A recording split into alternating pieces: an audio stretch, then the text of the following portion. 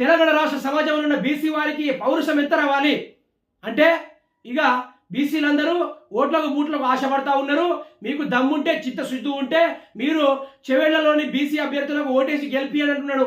అంటే ఎంత పౌరుషకరమైన మాటలు అంటే ఇక బీసీ చెవేళ్లలో ఉన్న మేలుగా చెప్తున్నా, చెవేళ్లలో ఉన్న బీసీ వర్గం వరకు చెప్తున్నా, మీకు నిజంగానే పౌరుషం ఉంటే మోహన్ రెడ్డి గారు చెప్పిన అనుస్పద వాక్యాలపైన మీరు సీరియస్గా తీసుకోవాలి. ఎందుకంటే ఈడ రెడ్డిల అధికారంలో రావడానికి బీసీలు బూట్లకు నూట్లకు ఓటు ఇలా ఆశపడుకుంటూ ఉండేవాళ్ళు.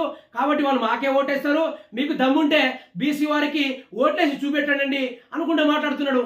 మరి ఈరోజు తెలంగాణ సమాజంలో ఉన్న ప్రతి ఒక్క ప్రజలకు అర్థం కావాలి, మనం బడుగు బలహీన వర్గాల్లో ఉన్న వాళ్ళందరం ఓట్లకు నోట్లకు కోట్లకు ఆశపడుకుంటూ ఉన్నాము. మనం ఈరోజు రెడ్లను ఎన్నుకుంటున్నారా మీరు మేము ఇచ్చే వాటి వీటి తాకుండా ఆశపడి ఓట్లు ఇస్తున్నారు.